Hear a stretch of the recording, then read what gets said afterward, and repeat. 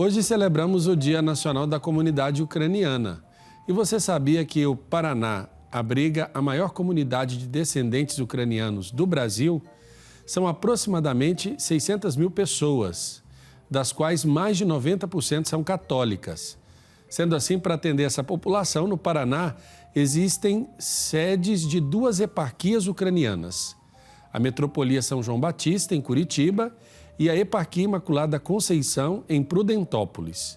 Elas fazem parte da Igreja Católica como uma igreja particular, uma diocese, e seus bispos integram a Conferência Nacional dos Bispos do Brasil, mais particularmente o Regional Sul 2. E para entender como funciona o dia a dia da comunidade ucraniana católica aqui no nosso país, a nossa roda de conversa recebe hoje de forma remota os nossos convidados. Dom Volodymyr Koubet, arcebispo da Metropolia São João Batista. Dom Volodymyr, sua bênção. Bem-vindo aqui à TV Pai Eterno. Boa tarde, Deus abençoe a todos, o nosso trabalho, a nossa missão muito bonita de evangelizar por esses meios tecnológicos, né? Levando a palavra de Deus, levando as informações importantes, as notícias, né? E formando o povo de Deus. Muito bonito isso. Parabéns, Deus abençoe sempre. E também o Marcos Antônio Nogas, teólogo e coordenador do Conselho de Leigos da Metropolia São João Batista. Marcos, seja bem-vindo, uma alegria recebê-lo também. Muito boa tarde, muito obrigado por essa oportunidade de podermos conversar um pouquinho mais sobre a comunidade ucraniana aqui do Paraná. Marcos, você tem ascendência ucraniana? Sim, tenho ascendência ucraniana por parte de pai e por parte de mãe também. No caso do meu pai, já são os avós dele que viveram na Ucrânia, vieram para o Brasil. E no caso da minha mãe, a minha avó materna veio da Ucrânia, muito jovem, aos 12 anos, e veio viver aqui no Brasil. Foi uma das primeiras imigrações. Certo. Dom Volodymyr, eu queria começar com o senhor, primeiro querendo saber um pouco sobre esse dia da comunidade ucraniana.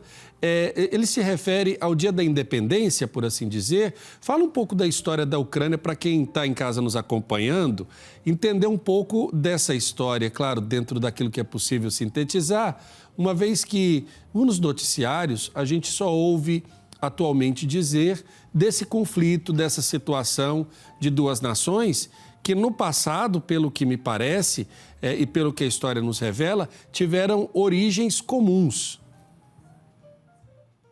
Certo.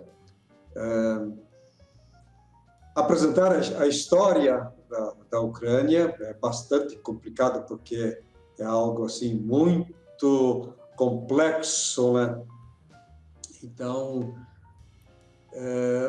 uma data referencial é a introdução do cristianismo nas antigas terras lá da Ucrânia, né? Cristianismo que foi introduzido pelo príncipe Volodymyr, né?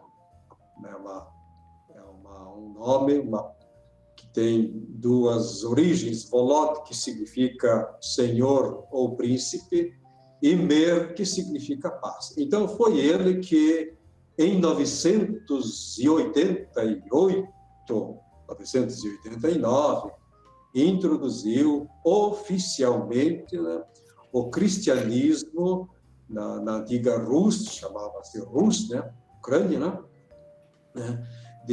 o cristianismo de matriz bizantina. Então, de Constantinopla. Então, é uma data referencial, tem muita coisa a se falar antes, né, dessa data, né, e mais tarde, né, uma parte, né, aí umas lideranças, né, foram para Moscou. Então, na verdade, a parte da Rússia, ela é originária da Ucrânia e não o contrário, como a Rússia vem dizendo, o presidente Vladimir Putin, na verdade é Volodymyr, né? O nome dele também é Volodymyr, né? O atual presidente da Ucrânia também tem esse nome, Volodymyr Zelensky, né? Então, o Putin que segue uma ideologia própria e interpreta dessa forma, né? Dizendo que tudo é uma coisa só, não é bem assim. Perfeito. A origem mesmo é Kiev, né? De Kiev, que a igreja, a cultura, né?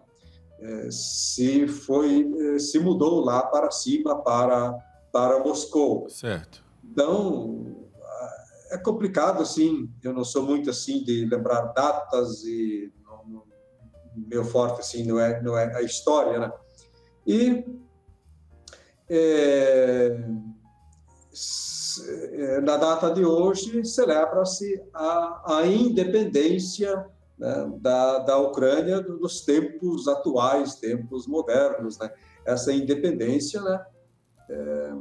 Quando a Ucrânia e outros países se libertaram do domínio da ex-União Soviética. Então, é essa data que se comemora no dia de hoje.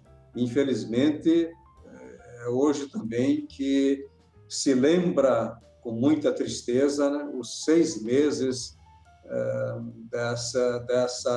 dessa guerra que acontece na Ucrânia. E também é preciso lembrar que ela não começou dia 24 de fevereiro, mas, na verdade, essa guerra começou já em 2014, quando a União Soviética anexou a Crimeia, né?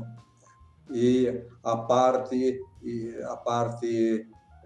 de Donbass, a parte do leste da Ucrânia. Então, assim, em rápidas pinceladas, seria essa a história aí.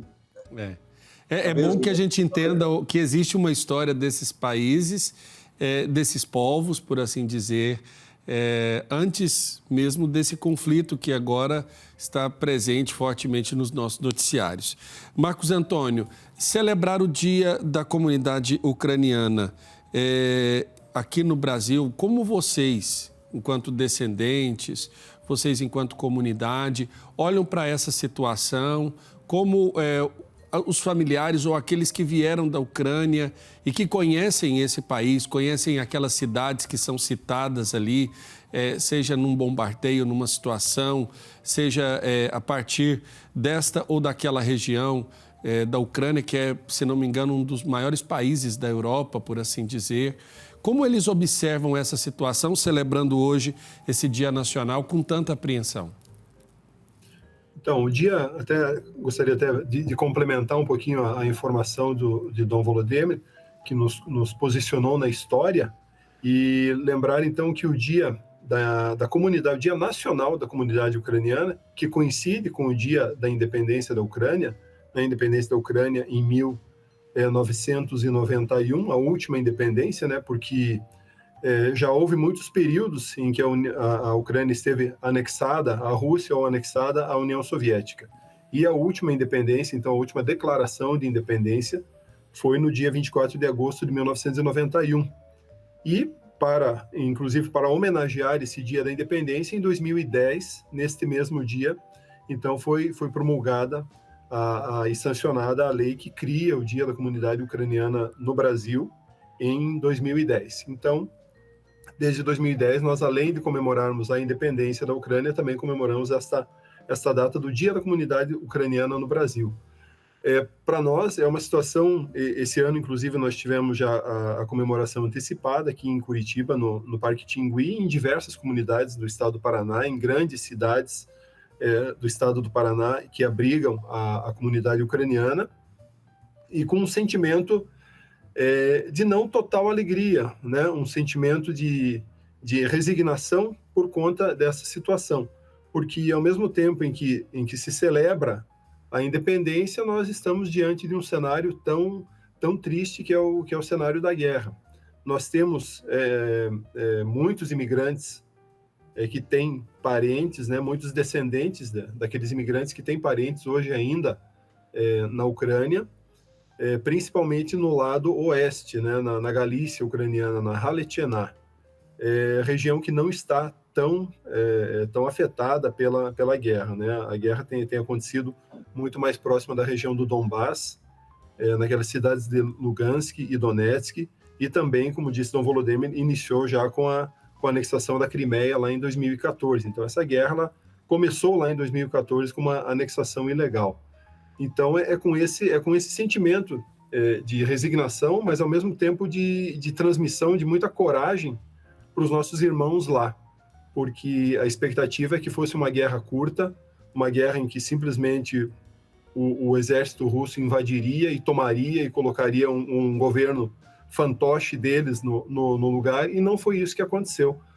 O povo ucraniano, o exército ucraniano resistiu, não houve a tomada da capital, mas ainda é uma guerra que vai se demorar, e a gente vê isso com muita tristeza e procura acompanhar diariamente as notícias, e, do nosso lado, fazer o que é possível aqui, né? Acolher aqueles ucranianos que vieram aqui para o Brasil, alguns, não são muitos, e transmitir as nossas orações para que essa guerra termine o quanto antes e a Ucrânia possa celebrar verdadeiramente a sua independência de forma 100% livre. Dom Volodymyr, o senhor tem mantido contato, o senhor me desculpe a ousadia perguntar, o senhor é nascido na Ucrânia ou o senhor tem descendência ucraniana? Sou descendente de ucranianos. Meus avós paternos vieram da Ucrânia passando pela Iugoslávia.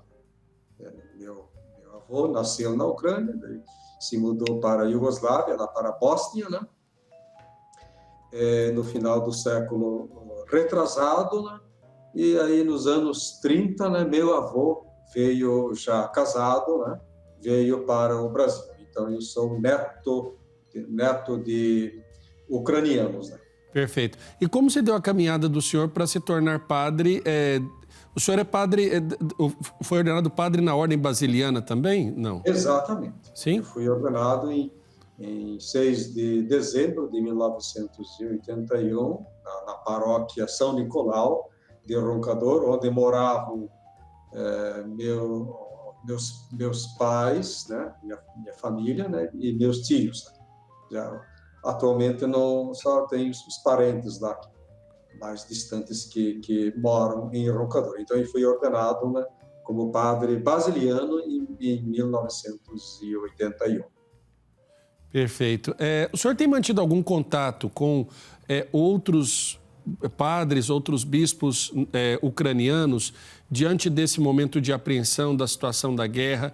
Como a Igreja Católica tem passado esses dias diante desses momentos de apreensão, de dificuldade, em busca pela paz? Eu sei de alguma coisa porque a minha congregação tem uma presença forte na Ucrânia com redentoristas que participam do rito e que nos ajudam a acompanhar um pouco das coisas, mas a gente ainda fica carecendo de informações. O senhor tem dialogado com os padres ou bispos que estão na Ucrânia para saber como tem sido esses dias? O diálogo aconteceu principalmente no nível da Cúria de Kiev, né? Com o arcebispo maior, Dom Sviatoslav, né? Que viria este ano ao Brasil para celebrar conosco, né? Um pouco tardiamente já os 130 anos, né? Já vai para 131, 132 anos da imigração ucraniana e o centenário da vinda do grande metropolita, arcebispo metropolita ao Brasil, que foi em 1922, do Andrei Sheptytsky. Era um grande líder, né, religioso, né, da nossa igreja católica ucraniana, lá nas terras da Ucrânia. E naqueles tempos de crise, de dificuldade, ele era também um líder civil, ele representava a Ucrânia nos encontros diplomáticos da Europa na época. Então, nós estaríamos celebrando com o nosso arcebispo maior aqui no Brasil o centenário da vinda desse grande líder da nossa igreja. Infelizmente, isso não aconteceu e não vai acontecer por causa da guerra. Nós faremos algumas celebrações, né, alguns estudos até acadêmicos. A FASBA, né, a Faculdade dos Brasilianos, está pensando nisso, né? Mas o nosso arcebispo não virá para o Brasil para celebrar conosco por causa dessa situação de guerra. Né? Entendo. Marcos, vocês aqui no Brasil, como se organizam as comunidades ucranianas aqui no país? Tanto de descendentes quanto daqueles que vieram da Ucrânia. E nos últimos tempos, vocês têm acolhido ucranianos aqui ainda no país ou somente descendentes? Não, a comunidade ela tem se organizado desde os seus primórdios, através de associações, através de sociedades, através de grupos folclóricos e principalmente através da própria igreja e seus movimentos e suas pastorais. Então, hoje nós temos, são mais de 250 igrejas católicas no estado do Paraná, Santa Catarina e São Paulo e Porto Alegre, que são as principais comunidades. Nós temos as sociedades ucranianas organizadas em Curitiba e no interior, e temos também mais já próximo de 30 grupos folclóricos que estão organizados e celebrando e mantendo as suas tradições através das danças ucranianas, que são muito bonitas, muito características, né, do povo ucraniano. A própria tradição dos bordados, a tradição das pêsancas, que são aqueles ovos de Páscoa pintados, as celebrações litúrgicas muito especiais, principalmente na época de Páscoa e de Natal, as suas canções típicas. Então, todos os grupos e sociedades e associações em torno da igreja ou não participam mantendo essas tradições. De modo especial, nesse ano de guerra, por iniciativa da Representação Central Ucraniano-Brasileira, que é a entidade que congrega todos as associações, os grupos, as igrejas na comunidade ucraniana, que inclusive foi criada justamente no tempo em que a Ucrânia ainda fazia parte da União Soviética. E, portanto, a representação central sempre teve, além desse papel de congregar, teve esse papel de representar perante a diplomacia, perante as relações internacionais, uma vez que não havia embaixada e o consulado. Então, por iniciativa desta representação central, foi criado esse ano uma entidade, um grupo chamado Humanitas, e esse grupo é responsável, então, por ajudar de várias maneiras ao povo ucraniano, aos imigrantes, aos refugiados ucranianos que precisem de algum tipo de ajuda e que venham aqui para o Brasil.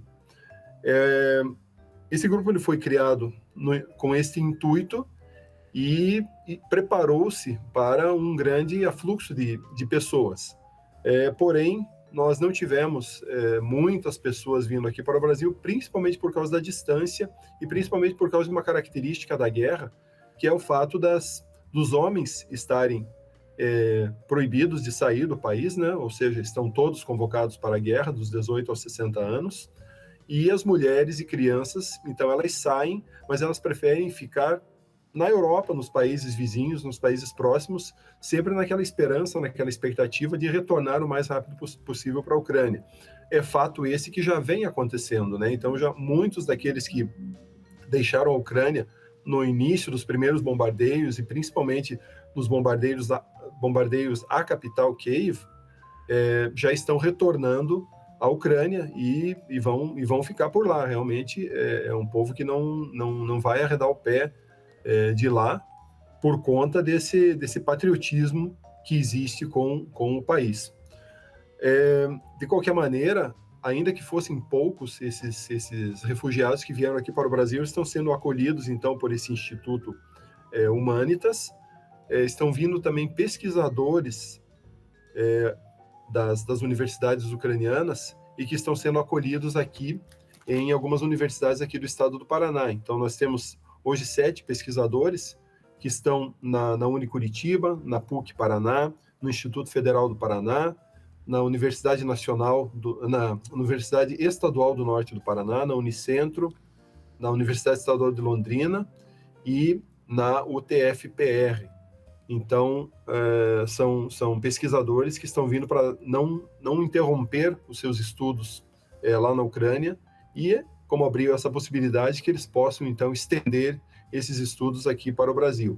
E também dos refugiados não pesquisadores, né, dos refugiados em geral, são um pouco mais de 50 que estão hoje aqui no estado do Paraná. Alguns já pediram para retornar justamente por esse motivo, né, por essa esperança de que a guerra termine logo, e estão se deslocando para a Europa. Mas alguns muito provavelmente vão se estabelecer aqui no Brasil, ou pelo menos por um bom período de tempo.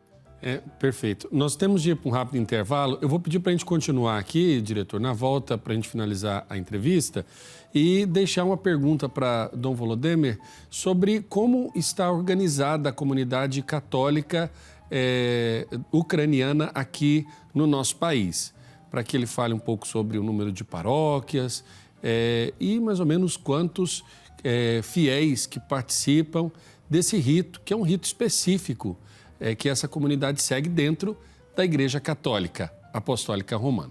Nós vamos para um rápido intervalo e daqui a pouco a gente volta com mais Almanac. Ficou mais fácil dedicar tempo e devoção ao Divino Pai Eterno. Baixe gratuitamente o aplicativo do Pai Eterno para smartphone e tablet.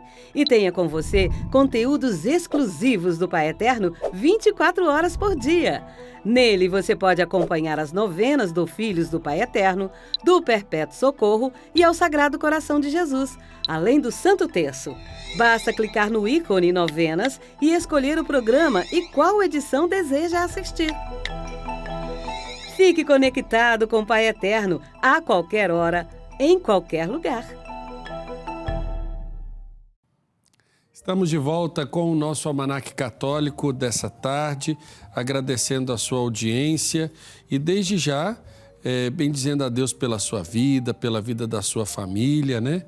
Deixando aqui o nosso agradecimento a você que participa da família Filhos do Pai Eterno, ligando para nós, dizendo seu sim e, é claro, nos ajudando a evangelizar. 62-3506-9800. Agora, 4h03, nós estamos em meio à nossa roda de conversa, hoje falando sobre o Dia Nacional da Comunidade Ucraniana.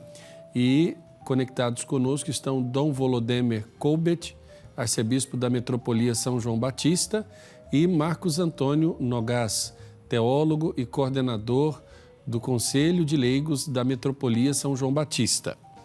Dom Volodymyr, eu, quando estava indo para o intervalo, deixei uma questão sobre como a comunidade católica se organiza aqui no nosso país, a comunidade católica ucraniana, e sobre o rito. Qual é o rito que é seguido por essa comunidade? Muito bem. Então, nos inícios da imigração, os católicos ucranianos dependiam da hierarquia latina. Eu lembrei a vinda do grande metropolita Sheptytsky, Andrei Sheptytsky, ao Brasil, em 1922, e um dos objetivos principais dele era já instituir uma eparquia, né? Eparquia ucraniana, que equivale na Igreja Católica Latina à diocese. Mas, por motivo de resistência da parte da Igreja Católica Latina, de alguns líderes incluindo bispos e padres que não entendiam a cultura, o rito, né?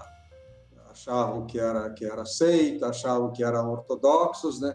Então, se fez uma campanha, hoje em dia isso é conhecido, é sabido, né? E a diocese, né? A nomeação do primeiro bispo não aconteceu. Isso lá em 1922, aí, nos anos 20 e 30. Lá. Em 1951, foi criado uma espécie, foi criada uma espécie de vicariato, né? E o primeiro vigário geral, né, foi nomeado por Dom Jaime de Barros Câmara, foi o Monsenhor Preima. O primeiro bispo, né, foi nomeado em 58, né?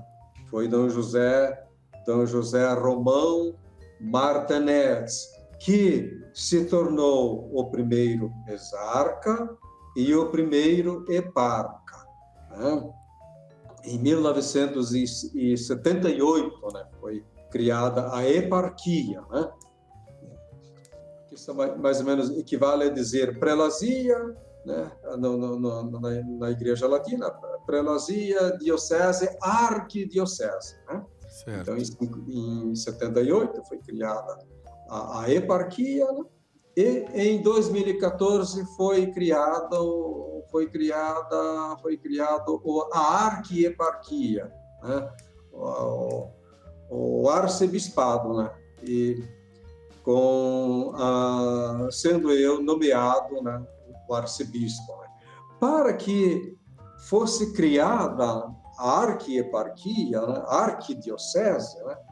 Então, foi criada uma nova eparquia, com sede em Prudentópolis. E o primeiro bispo dessa nova eparquia é Dom Merão Mazur, também proveniente da ordem basiliana. Então, sim, com essas duas eparquias, né, foi criada a arquieparquia com os dois bispos.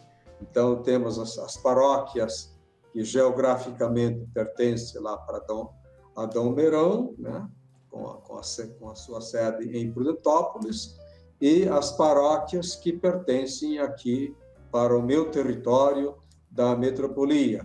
Então, assim, falando em resumo, nós temos uma paróquia em São Paulo, temos 3 paróquias com comunidades no norte de Santa Catarina, e o restante, né, a maior parte, como já foi dito, aí foi o professor Marcos lembrou muito bem, né, a maior parte encontra-se no Paraná, né? Perfeito. Com a maior concentração no sul, no sul do Paraná. E seguimos, né, claro, né, o rito bizantino ucraniano. Nossa autoridade maior é o arcebispo maior, que viria ao Brasil, como eu já mencionei, mas por causa da guerra não foi possível. Mas nós dependemos, claro, né, como católicos, nós dependemos da autoridade máxima, que é o Papa, o nosso querido Papa Francisco, né? O que mais que eu poderia dizer? Assim, são quantos padres? Quantos padres que atuam atualmente atendendo essa comunidade? Entre basilianos e diocesanos, certo, como nós dizemos, mais ou menos 80. Perfeito. Mais ou menos 80. Marcos... Temos as congregações religiosas, a masculina única, que é a ordem basiliana, né?